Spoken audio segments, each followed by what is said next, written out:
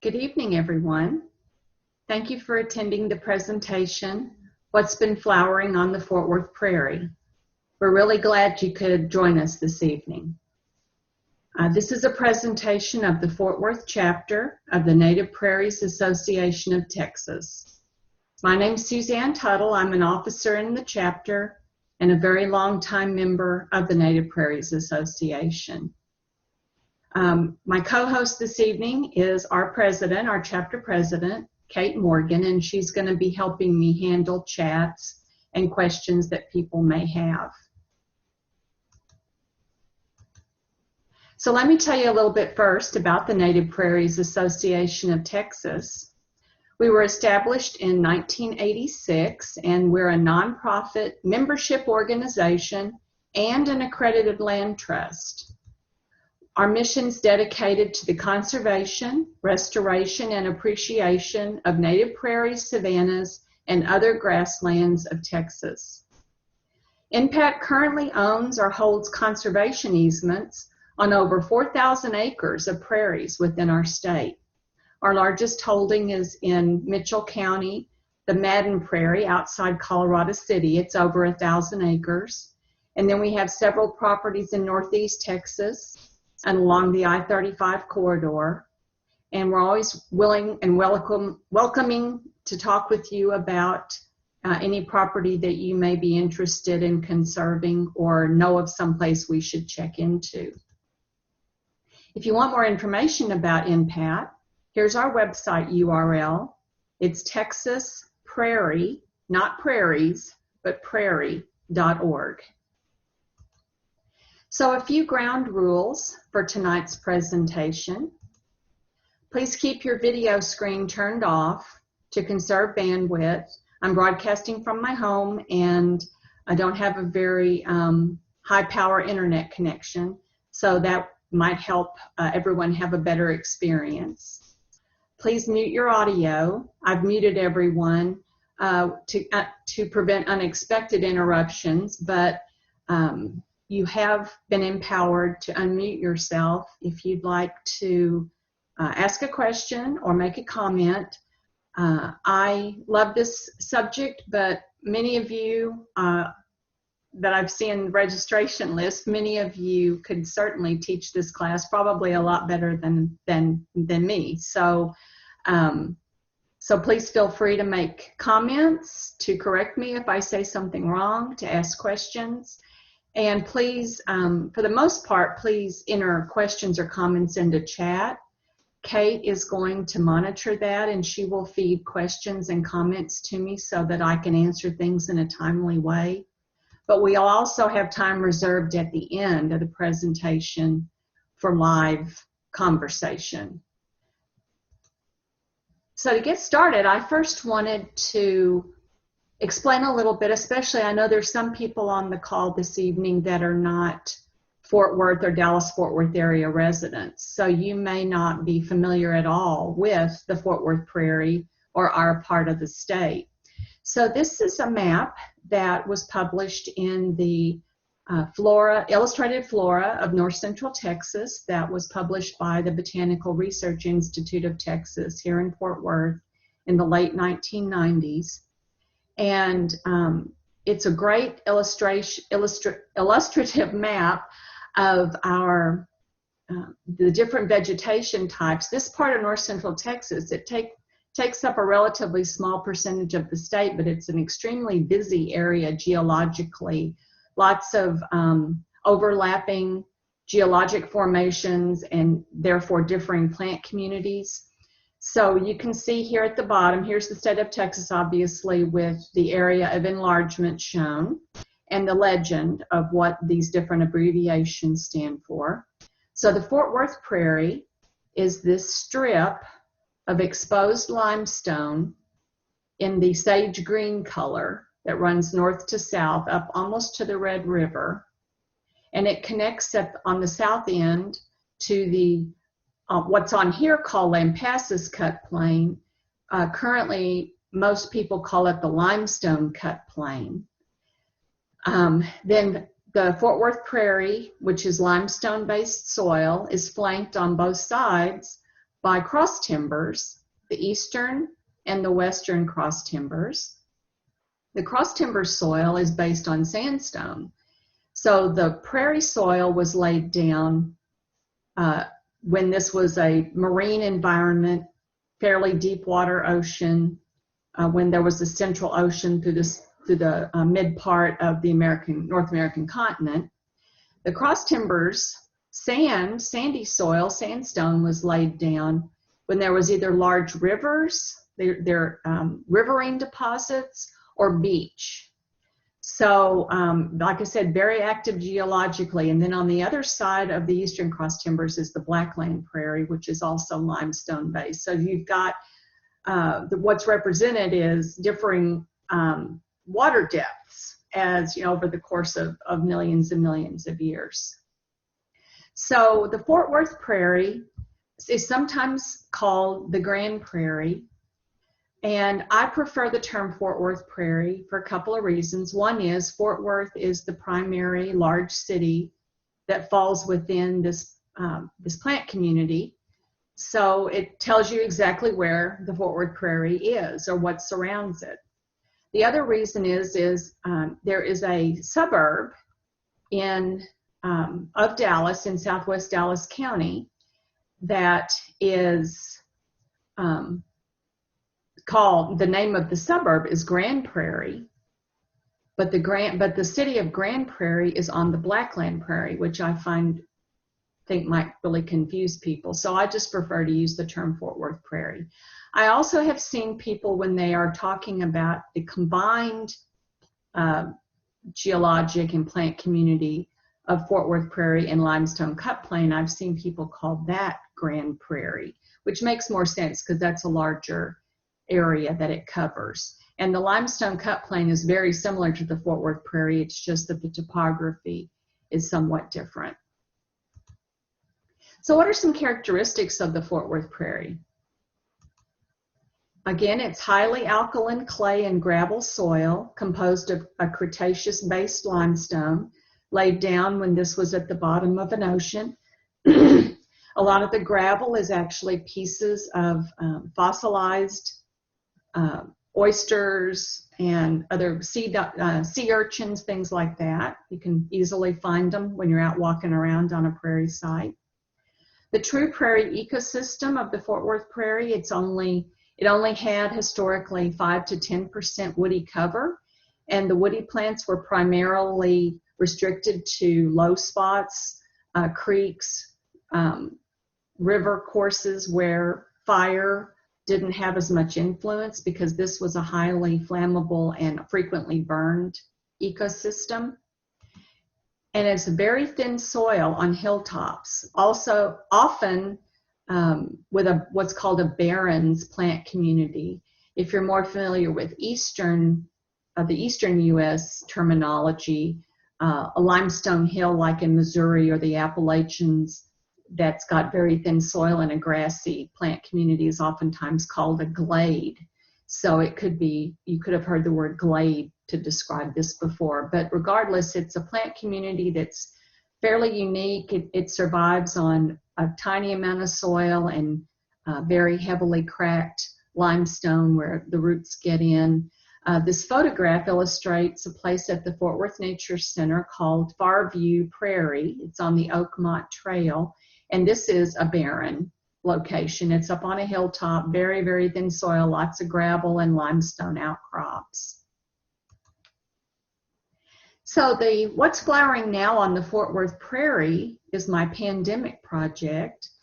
I started it on April 15th. I've been posting to the Fort Worth NPAT Facebook page every Monday, Wednesday, Friday, and I've been posting photos that I've taken of what's flowering. And so currently I'm on hiatus because there's not much flowering now, being 1st of August, the depths of summer. I'm hoping in 2 or 3 weeks that things will get back to their fall flowering and I can start publishing again.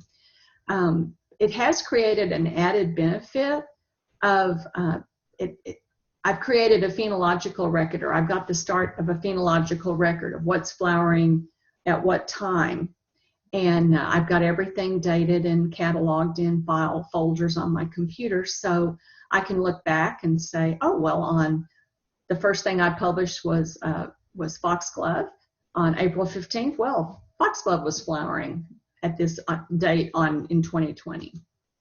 So this presentation, I'm primarily focusing on perennial flowers. There are a couple of annuals, but 18 of the 20 plants that we're going to highlight are perennials. And the reason for that is because annuals, while they are found on the Fort Worth Prairie, they tend to move around. They, they'll flower, go through their entire life cycle, set seed, and die.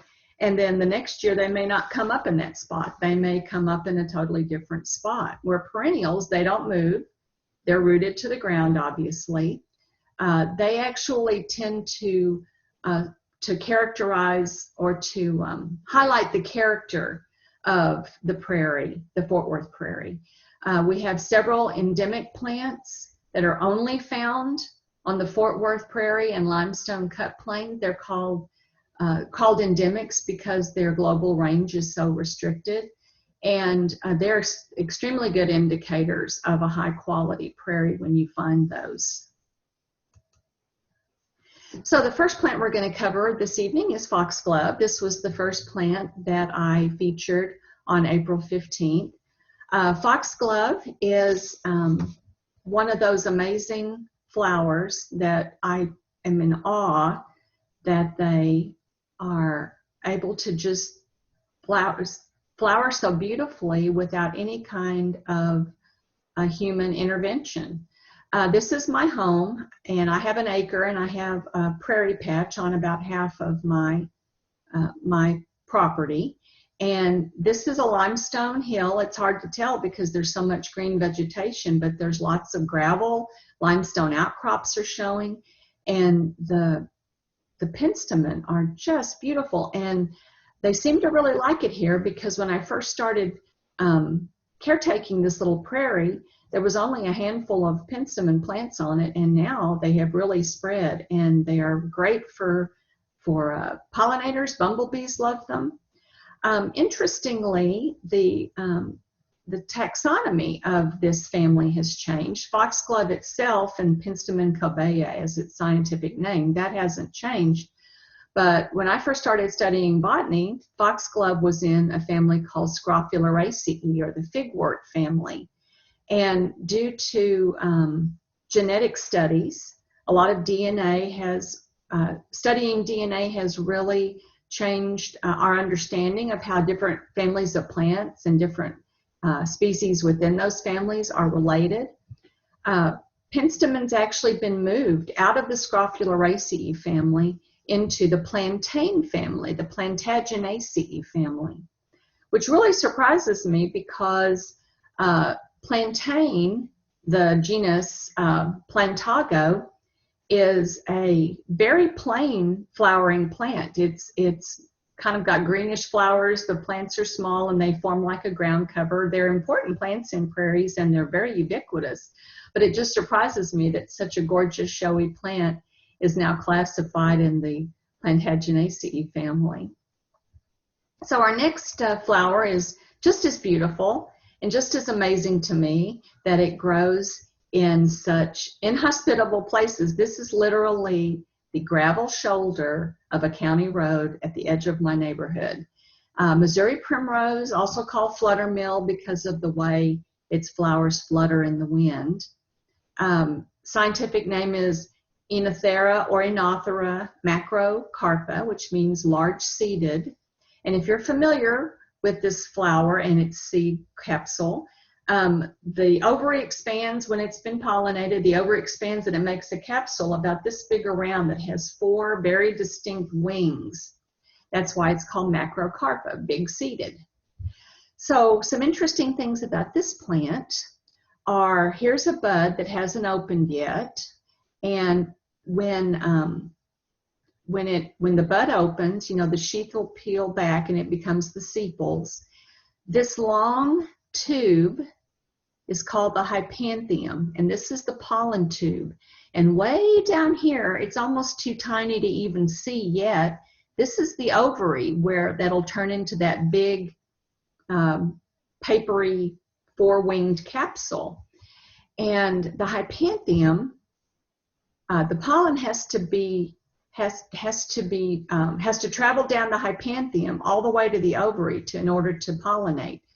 Well, what has such a long tongue that it can reach all the way down to that ovary? It's the large night-flying sphinx moths or hawk moths, like white-lined sphinx. And they have a very long proboscis. This hypanthium is probably 4 or 5 inches long. And so when those big moths unfurl their proboscis, it's several inches long. Evening primrose are called evening primrose because they open in the evening. They are open all night, and then they close sometime in the morning, depending on if it's sunny or cloudy. They stay open longer if it's cloudy. And the moths fly at night, and that's why it's important. That's why it's important for these flowers to open when they do. Everything's synchronized. And members of this family all have light-colored flowers, light yellow, white, light pink, like the very common roadside primrose that we have every spring. And that's so that they're more visible at night. So our next plant, I mentioned endemic plants before, and Engelmann sage is an example of one of the endemics I was talking about. Engelmann sage is, its entire global range is only found on the Fort Worth and limestone cut plain prairies. So this is a really important indicator that you're in this Fort Worth Prairie limestone cut plain ecosystem. Engelmann sage loves growing again on these rocky limestone hilltops, puts down very large root systems, pretty difficult to transplant. We have a number of other sages that flower on our prairies: Texas sage, mealy blue sage. We also have a sage cousin called Scutellaria or skullcap. Those all flower in the spring. But I picked Engelmann sage because it is an endemic and it is really indicative of the Fort Worth Prairie. Some other interesting things about this flower is that if you look closely, this is a very characteristic component of the salvia or sage family. The flowers have these white runways that lead pollinating insects down into their throat where they can retrieve pollen and deposit pollen. Insects see light in a different wavelength than humans, and they do see quite well in the ultraviolet range. And so when these flowers are exposed to ultraviolet light, these runways glow brightly, and so it really helps direct those insects. The other nice thing about Engelmann sage is that it is very fragrant when it's disturbed, and walking through a field of this is quite a sensory experience. I love the smell of Engelmann sage. It's sort of a cinnamony, patchouli smell. It's very, very nice. Our next flowers, we have a couple of different common species of winecup here on the Fort Worth Prairie. Caloroe involucrata and Caloroe pedata. And a lot of people are confused about how to tell the difference between these two because the flowers are very similar looking. Usually they're purple, although sometimes pedata's flowers are white, but usually they're purple. So how can you tell the difference between these two species? Well, the name of Caloroe involucrata gives you a little clue. Involucrata means having an invicell. And what is an invicell? Well, if you look at where I circled here on this picture of the involucrata, these large green appendages are the sepals. That was the bud cover of the flower before it opened. But then down here below the sepals, there's little extra appendages, and there's actually 3 of them, but the other one is sticking out the other side, so you can't see it away from us. This is the involucell. So the presence of this means it's involucrata. If you look at pedata over here, you can see in that same area you've got the sepals, but you have no involucell. The other way to tell them apart is by their foliage.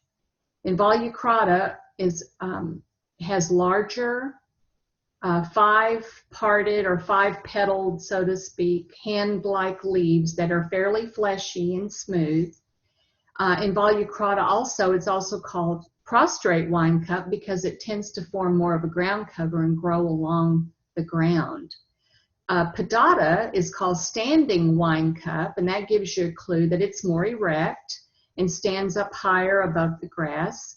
Its leaves are hard to see in this picture because of the grass, but they are very narrow and linear, like long, narrow fingers.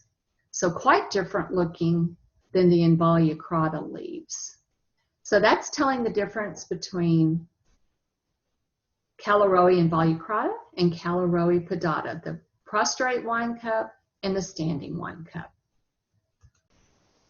Antelope horn milkweed, one of the critical milkweeds for the monarch migration, but it's also critical for a lot of other pollinating insects that use this plant. The milkweeds have what's called a bimodal growth. They'll grow, flower, and in the spring, and then when the hot weather sets in, most of the milkweeds will die almost completely back. Sometimes you may think they're completely dead or they disappear, and then they'll resprout again in the fall and sometimes even flower again. And it's, unfortunately, probably not a coincidence, their growth and flowering almost perfectly coincides with monarch migration, which is obviously critical since the caterpillars eat this milkweed along with the other species that we have, like green milkweed and green comet. Again, you can see this was on a roadside. I live in a semi-rural neighborhood, and at the entrance to my neighborhood, there's a really nice prairie remnant. And I took a lot of these photographs at this prairie remnant at the entrance to my neighborhood. So the antelope horn has very narrow leaves, almost linear leaves. Reason it's called antelope horn is not the leaves, it's because when it goes to seed, the seed capsule looks like a long tapering horn. And I know a lot of y'all have seen that. Any questions, Kate? No more. Okay. Not yet. Purple paintbrush. So as you go farther west, the Indian paintbrush, which is the orange annual flower, gives way to these brightly colored, mostly purple, but there's other colors, perennials. So how do you tell the difference between the Indian paintbrush, which is annual, and the purple paintbrush, which is perennial? Well, the scientific name for Indian paintbrush is Castellagia indivisa. And the reason it's called indivisa is because the leaves are undivided. They're simply rounded. On purple paintbrush, these are the leaves, and look how lobed and fractured they look. So that's one way you can tell, because there are some purple paintbrush. It's not very common, but there is a subspecies that is orange. So that's how you could tell whether that was the annual or the perennial.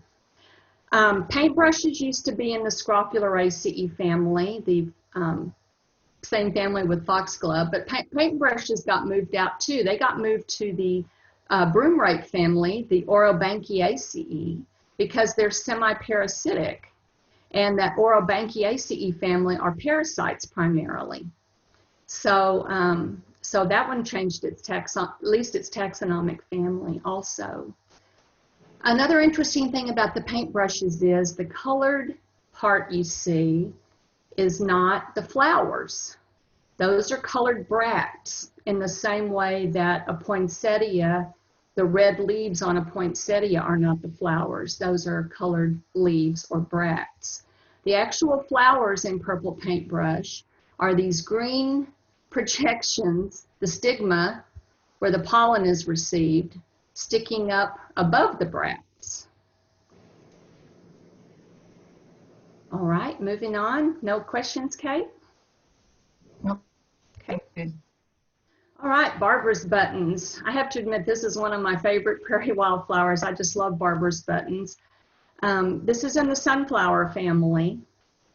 And we'll look at some other sunflowers because they're obvious, or other members of the sunflower family, because they're obviously very common in prairie areas, possibly one of the most common families out on prairies. Barbara's buttons like seepy areas, so a lot of times you'll find them growing on hillsides where there might be water seeping out of the hillside. You can see how they open. The outer, okay, let me back up 1 second. The sunflower family, the Asteraceae, used to be called the composite family. And the reason it was called the composite family was because what looks like a single flowering head is actually a composite of a whole bunch of very tiny little flowers. And so aster is a very big genus in the Asteraceae. That's why they named the family that. So that's why they changed the name when they went to the new nomenclature for the botanical families. But you can see how each one of these little flowers opens up from the outside and they kind of spiral into the center. And this one you can see almost all of the flowers are open now, the individual flowers, just a few buds left to open. And each one of these little tiny flowers produces a little teeny tiny achene, which looks little sunflower seed. They look just like big sunflower seeds that you eat, except they're very, very small. These wonderful beetles that are visiting this Barbara's buttons are Kern's flower beetles, and I love them too. I was very happy to see them on. This is in my neighborhood. There's a slope. Some of the people who live in my neighborhood don't keep their yard, like a suburban yard. They keep it like a little wild yard, like mine. And so this is on the slope behind someone's house in my neighborhood, and they have a whole colony of Barbara's buttons growing down their slope. So I love walking by their house. Suzanne, we have a question back on the paintbrushes, and Okay. the question is, it's from Laura Bunton. She asks, what species are the paintbrushes parasitic on? I believe, and don't quote me on this, but I believe somebody else out there may have a better answer. I think they're parasitic on little blue stem. Does anybody else have other information about that? I can definitely look that up, but I'm pretty sure that I had heard that it was little blue stem, although I have to admit I didn't research that. Anything else? Okay. Nope. Okay, this is one of the annuals. This is Prairie Bishop. The reason I included it is because it seems to be sort of an indicator species to some degree of Fort Worth Prairie. It's extremely common in the spring on the Fort Worth Prairie in a way that other wildflowers, it just seems to be like an indicator of this habitat. It's in the carrot family, and the reason it's called Prairie Bishop, which is kind of an interesting name, is because when you have a big colony of this growing all across the field, it looks just like somebody laid a lace tablecloth across the ground. And there is a very similar cousin to this plant in Europe that's called bishop's weed. And so the belief is that when colonists came to this country from Europe and they saw this flower growing, they named it after their familiar flower in Europe. It is, like I said, it is an annual, comes back pretty readily from seed. It looks a lot like the really hated non-native beggar's ticks, Torillus. because they're in the same family. But the seeds on these are not sticky Velcro like Pterillis is. And the foliage, it looks like dill. Dill is in the same family as this too. And the foliage is very fine and lacy like dill, not coarse like Pterillis is. So please don't pull this up if you have this come up and you don't, please don't pull it up thinking it's beggar's ticks. Suzanne, Yes. how tall is Prairie Bishop? Obviously it depends a little bit on rain, but it usually is about calf high. Somewhere, you know, sometimes I've seen it as short as ankle high, but usually about mid calf.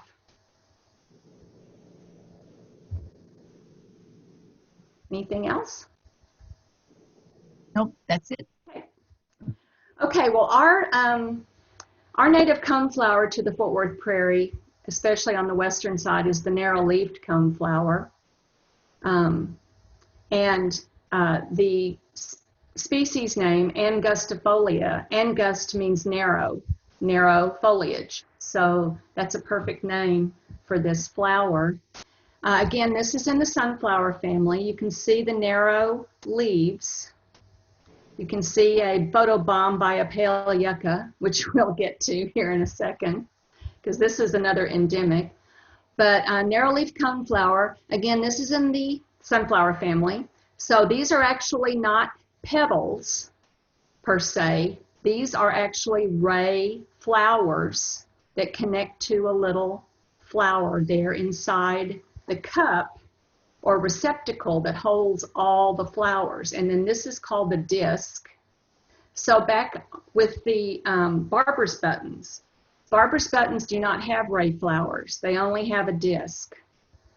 Coneflower has both a disc and rays.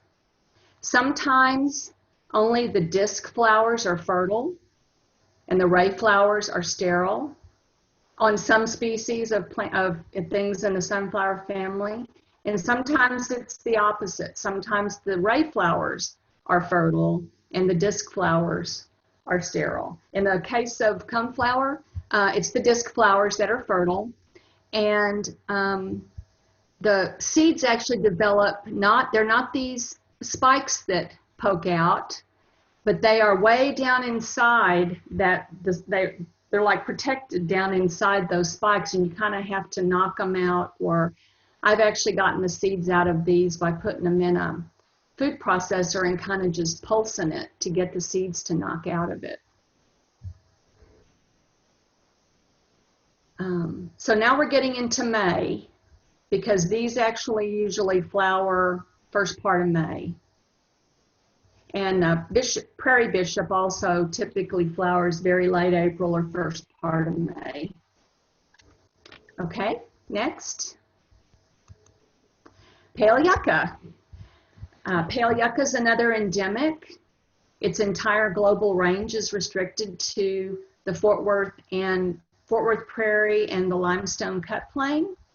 So these are a couple of pictures. This is the little prairie remnant in my neighborhood.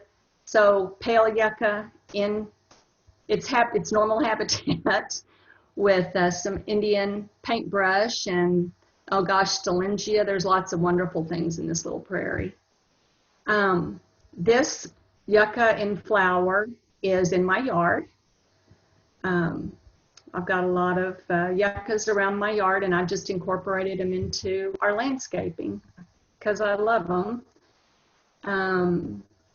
Yuccas used to be in the agave family, but this is another taxonomic change. The agave family was basically dissolved, and everything was put into the asparagus family, Asparagaceae, and that actually includes, which surprised me, that actually includes some things like wild hyacinth and blue funnel lily. Those got moved into the Asparagaceae family, so that really surprised me. Trout lily, which is my favorite wildflower, still stayed in the lily family, so I was relieved to hear that. Okay, moving on. Prairie Queen's Delight, or Texas Stillingia. And again, we can't really seem to get away from the pale yucca because they're so common in this Fort Worth prairie habitat. Stillingia. Suzanne, could Yeah. I interrupt you just a Sure. second? Back on the yucca, Uh-huh. who feeds on yucca? You mean the flowers? I think so. It's Lisa who asked. Okay. Actually, that's a great question. Yuccas have a very critical symbiotic relationship with a family of moths called the yucca moths. And I wish I had a picture of a close-up of a yucca capsule, but yuccas are monocots, so they have one seed leaf, and their plant parts are in threes. And so their seed capsule has 3 carpels, which are the chambers of the ovaries, chambers of the seed capsule. And the seeds are stacked up in there like little coins. And yucca moths will lay their egg. They pretty much spend their entire life up inside the yucca flowers because the flowers nod towards the ground. Yucca moths lay their eggs on flower, and the caterpillar develops typically in one carpel, and it eats through one stack of seeds. And in return for giving up some of its seeds, the moths pollinate the yuccas. And so a lot of yuccas don't ever have a chance to reproduce via seed because the yucca moths have gotten less and less and less common.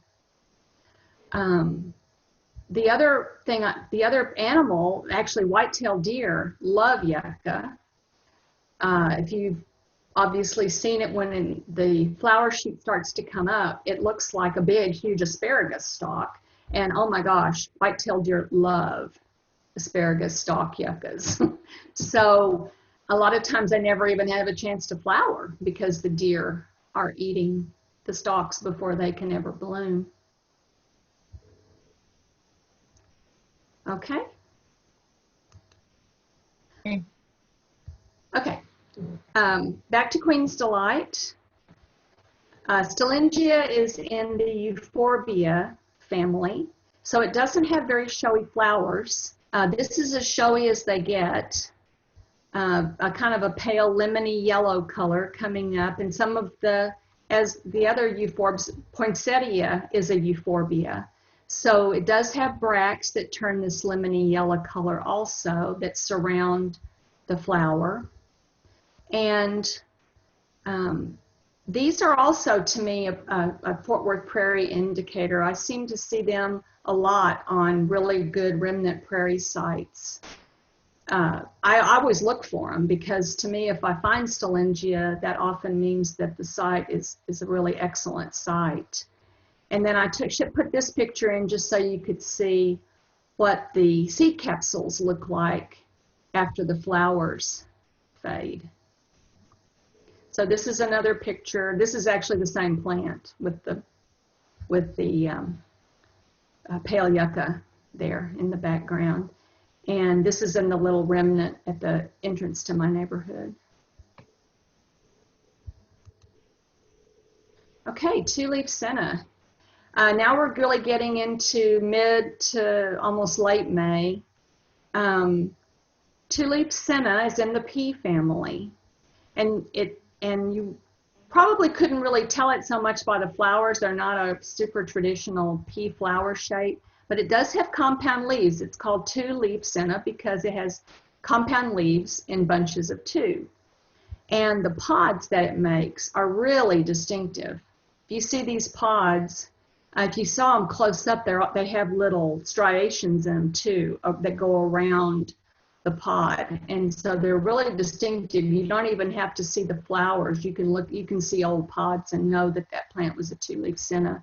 Really, really pretty golden yellow color flowers. I love senna. And again, you look at the limestone hillside it's growing on. One of those you could probably kill with kindness if you were too nice to it trying to grow it in a flower bed. Peas are extremely important in prairie ecosystems because they have the symbiotic relationship with rhizobium bacteria, and the bacteria that live in nodules on the roots of the peas can actually take nitrogen out of the atmosphere and fix it into a fertilizer, and that self-fertilizes the prairie. So usually in really good prairie sites, you'll see a lot of perennial peas like indigo, senna, prairie clover, because they're doing that important role of doing nitrogen fixing and fertilizing those prairies. Sensitive briar, which kids and big kids alike love playing with sensitive briar. This is another pea. This one makes a ground cover. And if you've ever played with sensitive briar, you'll know that if you touch these leaves, they fold up really quick.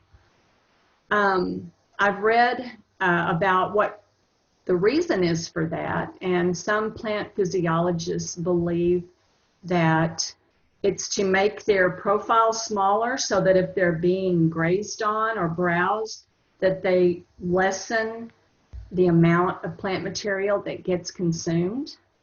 So that makes sense to me, but it's just amazing how quickly they can do it. They just will immediately fold up. These do have prickly stems, and they typically do run across the ground very low, and a lot of times they're actually forming a ground cover or mat under the overstory of the tall grass. The prairie is like a forest, kind of shrunk down, miniaturized, where the tall grass is the tall trees, and then you have this whole set of life going on in the understory down under the tall grass. This is along the edge of the road in my neighborhood. There's a house that has a whole big colony of this around their mailbox, and I just love walking by and messing with the leaves. Oh, and it makes a really cool pod. The pod looks like, of course it's a pea, so it does make pods. The pods look like prickly wild hair that just stick out like a fingers, and they have little spines on them. They're prickly. Okay. All right, bluebell. This was a treasure. I just went on a wonderful prairie walk with some prairie friends at the LBJ grasslands, and the bluebells, this was just like a week ago. They were still flowering so beautiful on a hillside. Bluebells have gotten less and less common because they're so beautiful that people dig them up and take them home, sadly. So it's really important. They're not very long-lived perennials. In fact, in some cases, they actually behave as annuals. So it's really important to let these go to seed and not dig them up and take them out of the wild.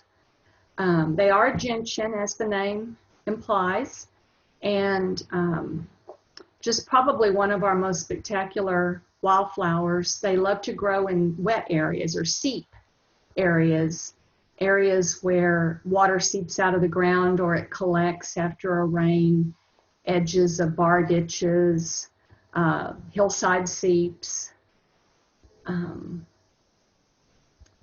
Can't think of anything else. Any questions or anything, Kate? Nope, a comment about how pretty they are. Oh, they are really beautiful.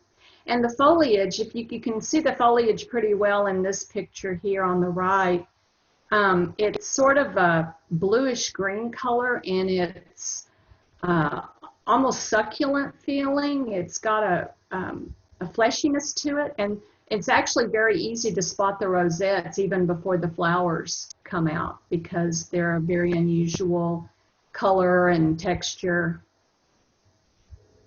Really a wonderful flower. This is another one. It's like the foxglove. Almost all of these flowers, you look at them and go, how can this possibly be growing wild without anybody taking care of it? It's just so wonderful to find them. If there was any flower that I think personifies Fort Worth Prairie, it's white rosinweed. White rosinweed is endemic. It only grows on Fort Worth Prairie and Limestone Cut Plain. If you find these, you definitely have found a remnant prairie, because these do not survive overgrazing. They do not survive cultivation like farm fields. They are really a treasure. And sadly, I know from experience, you really can't transplant them either, because what they do is they have this incredible root system that may go down like 14 feet. And they grow on this fractured limestone, and they find all the cracks in the limestone, and they'll put roots down in through all these cracks. And when you try to transplant them, because I've done a lot of plant rescues and tried to save them, but you can't get enough of the root out. It's all down in the cracks. So to me, the solution to that is, let's try not to develop all these areas where the silphium grows. Unfortunately, it loves flat plateau hilltops, which are obviously very prime locations to build. So I just really enjoy them when I find them. They're in the sunflower family. This beautiful specimen here was growing on Farm Road 730 between Weatherford and Azle.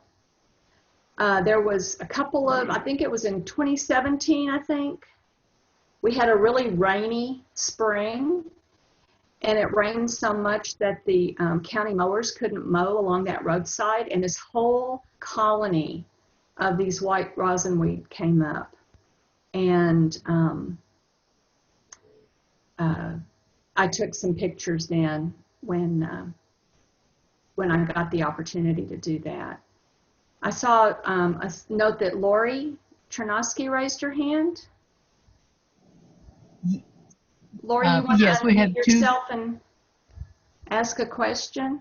What? Actually, I don't know how I put that up there, and I don't know how to take it off. I'm sorry. No worries at all. I'm new to this Zoom thing, so I'm not sure. But I did have a question that I had typed in about, have you ever tried to grow the bluebells from seed? Because I was able to collect some seed last year, and I'm just curious. They are so tiny. It's smaller than pepper, or the seed is so fine.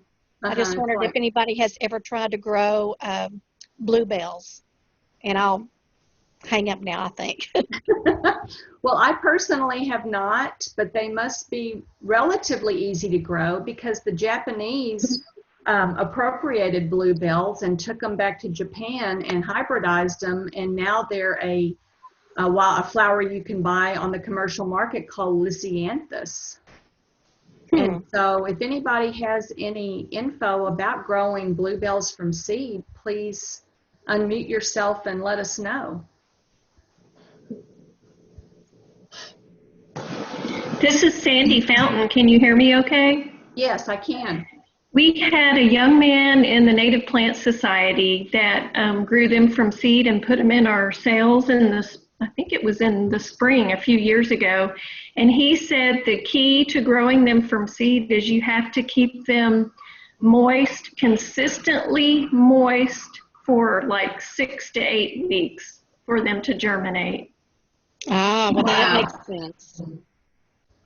No, I direct seeded out into the field, so I guess I didn't do the right thing on that. Thank you for that information. I still have some seeds, so I will try again on that. Well, Lori, what I would do is, if you've got a low spot or a place that tends to hold water, if you want to sow them out in the wild, that would be the place to sow them, because they do like to be damp. And when you find them in the wild, they're always growing in wet places that either seep water after rain or hold water, like a bar ditch or something like that. Well, where I got them from, they were more or less like in a pasture type area along, it was a pretty big field next to where some cattle were. So it didn't appear to be too wet, but I will take the information about keeping them more moist. That is not what I did with them. So, and I didn't know what time of year, if it matters. I know that I'm trying to follow the same as what Mother Nature would do. You know, they'd be dropping in late August. So that's when I tried to just put them out here too. Yeah, well, and that, to me, that's always the best rule of thumb when you're working with wildflowers or wild grass seed, is just sow it when nature would have normally dropped it. Well, I'm keeping my fingers crossed, so there's still hope. Well, good luck. Thank you. Thank you. Suzanne, we have several questions about the silphium. Okay. And the first one We're is back on it. From Corina Benson. What about collecting seed? Okay.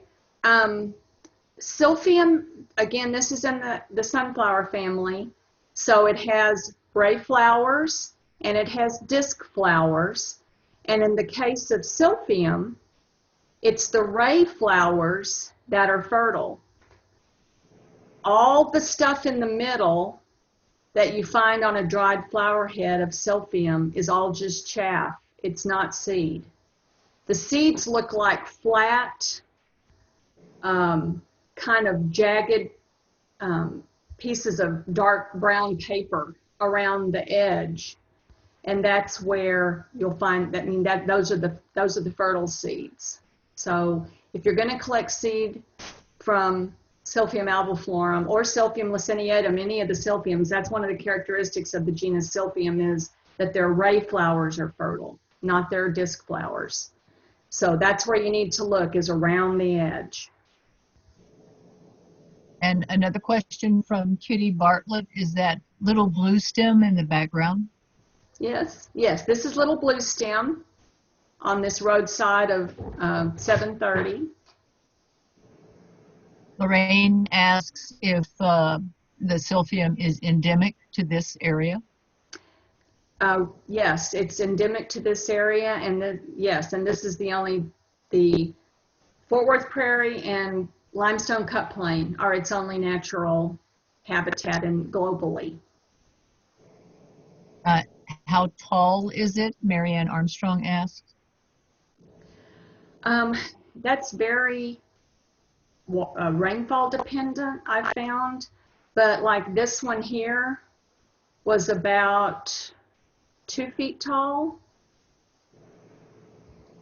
This is one from the little prairie at the end of my neighborhood on 9 Mile Bridge Road. You can see in the background there's Selengia. This one was only about 1 foot tall. So it really depends a lot on, I think, rainfall. And Newt wants to know, what is the best book of these wildflowers, or are there several books that are good? Gosh, I have a lot of wildflower books. Hang on 1 second, let me.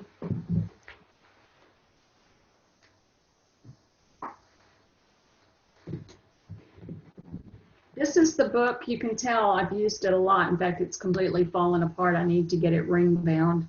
But this is, for many years, this has been my favorite wildflower book. It may not be very clear. Suzanne, will you read the title, please? Yes, Wildflowers of the Texas Hill Country by Marshall Enquist. And if on the back, it shows a map of where the region that he covered, and you can see the Lampasas Cut Plain is included in this book. And I found that probably 90% of the plants in this book we have on the Fort Worth Prairie, and of course the limestone cut plain. So I've really enjoyed having this book. It's really not easy to find anymore. I don't think it's in print anymore. But I also have Michael Eason's book.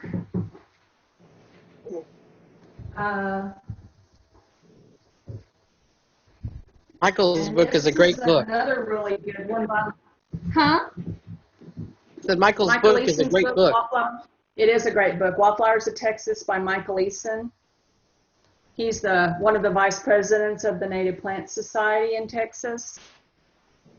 And then my friend Mary Curry, who's one of my prairie wanderers, she put together a wonderful book called North Central Texas Wildflowers. It has everything in it that we can find in our area. So it's Mary Curry, North Central Texas Wildflowers. I think she self-published this. So Mary, I think you're out there somewhere. How do people get a copy of this if they want it? Mary out there? Yeah, can you hear me? Yes. Amazon. Oh, okay. Wasn't sure if you were still selling on Amazon. Good. Yeah, or you can contact me and I can get it for you too. Okay, great. We're all caught up. Okay, wonderful. So if you find white rosinweed, you have found a very, very high quality Fort Worth prairie. So this is my second annual flower, not a perennial, but I just love these mountain pinks so much. You can see where it was growing. This was the side of a bar ditch up near St. Joe. They're in the gentian family, same family as bluebells, meadow pinks, ladybird centauri, all in the same family. But look at where they grow like a bouquet. Like you could just pick this one cluster and it would be like the most perfect bouquet. And these they look like little pink clouds growing up hillsides. They're just so, so pretty. Again, they're annual, so they have to come up from seed every year. They like disturbed areas, so you typically see them growing on rocky hillsides where there's not much soil and there's not much of any other cover either. So just a real delight when I find these. All right. Back to another pea family plant, golden prairie clover, cousin to purple prairie clover, which is a little bit more common. You can see the characteristics of the pea family, the compound pinnate leaves. So they grow with a central midrib and then little leaflets coming off of the central midrib. That's pinnate. Palmate is where they're a compound, but they have leaflets that all irradiate from the same point, like a palm of a hand.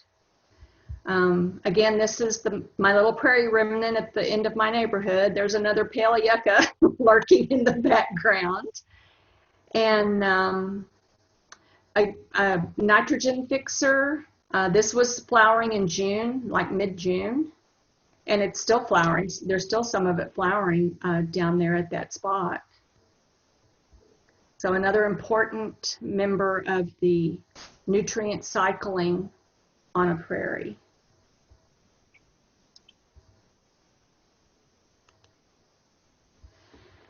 Blazing star, gay feather, liatris, liatris. I've heard a lot of pronunciations. But this is the summer flowering blazing star, Liatris estivalis, and estivalis is Latin for summer. So this is the summer liatris. This actually is a relatively newly described species of liatris that when I first started working at the Nature Center, it had not been officially discovered, quote unquote, or named.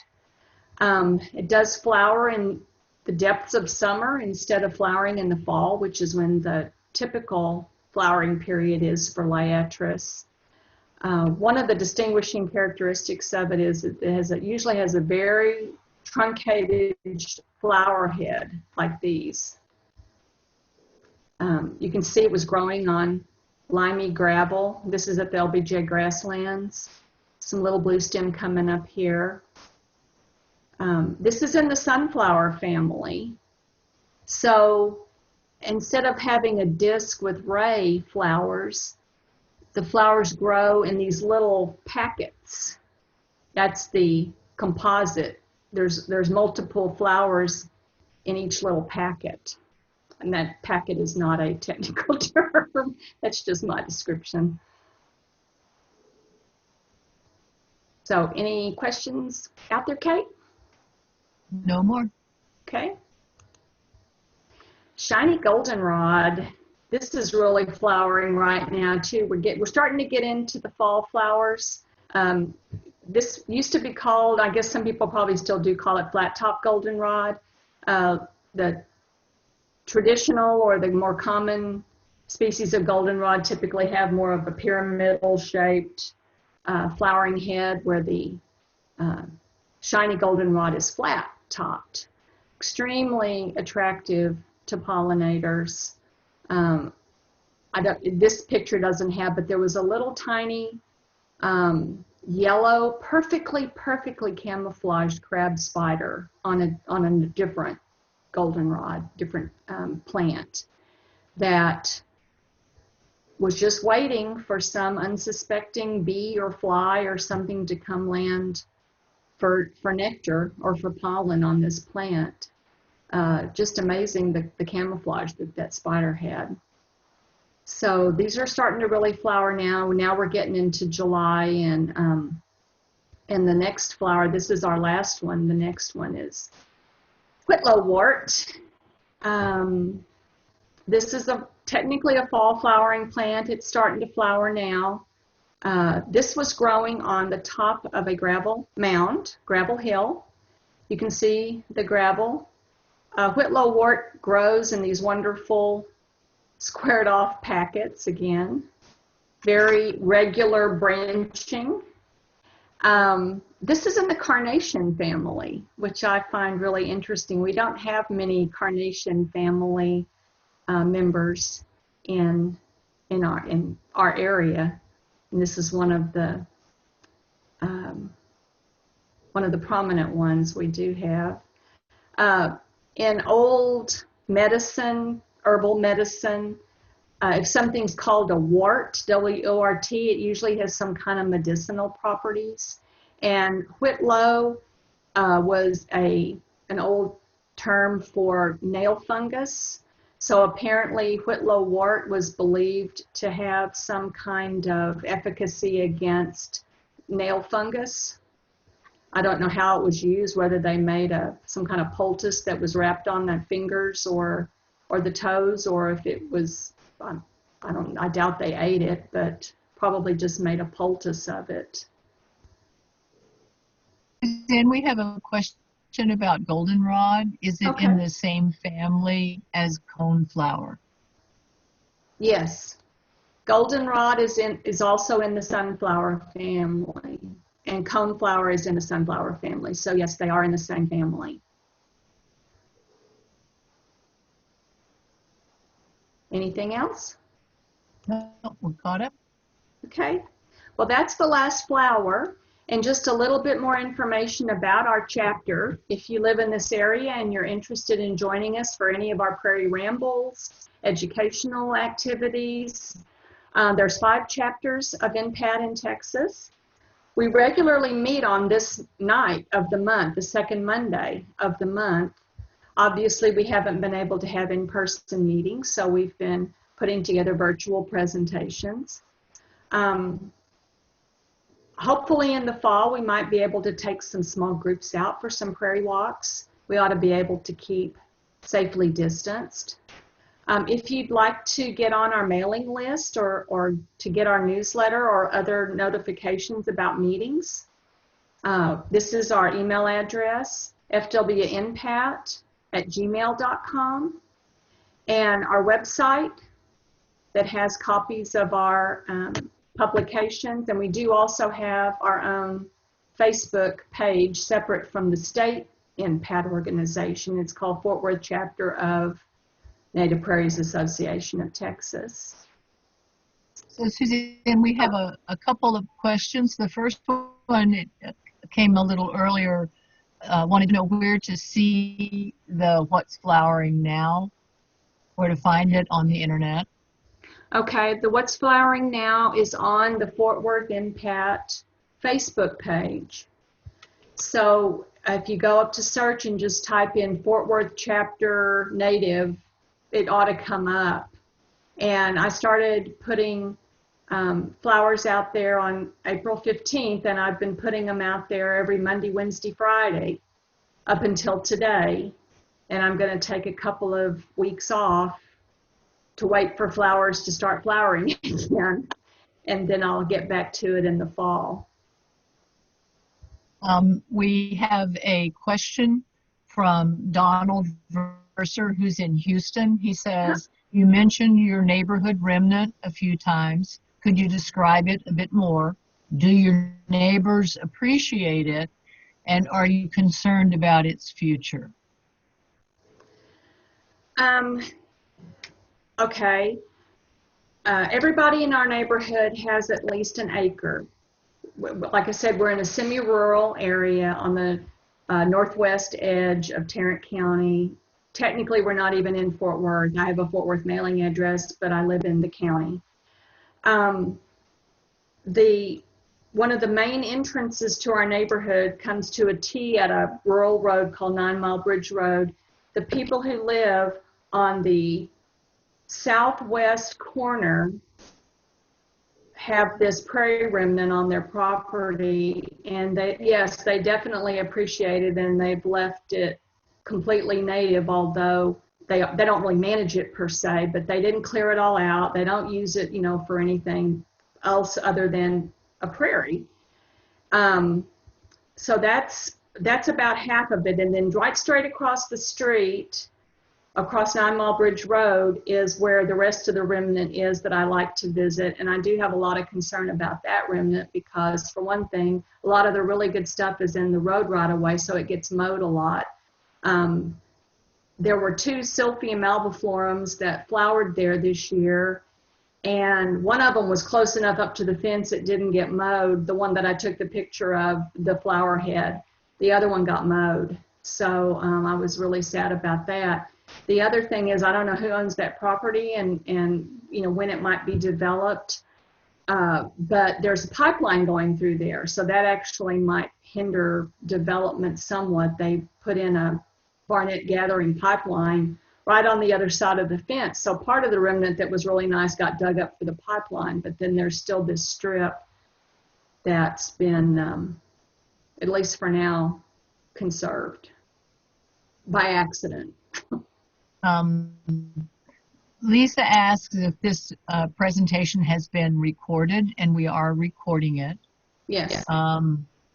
There are lots of thank yous. Suzanne, you'll have to read the actual end of the chat. There's a lot of what a wonderful presentation it was. And, oh, great. Thank you. And I have to agree.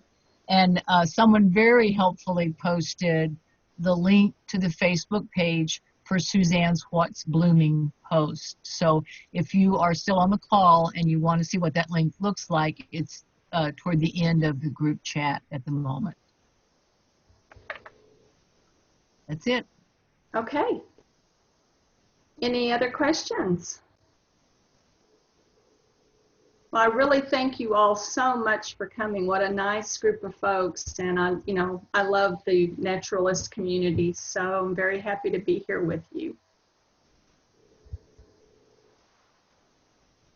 So I guess, Kate, we can turn off the recording. Anybody else want to just chat or?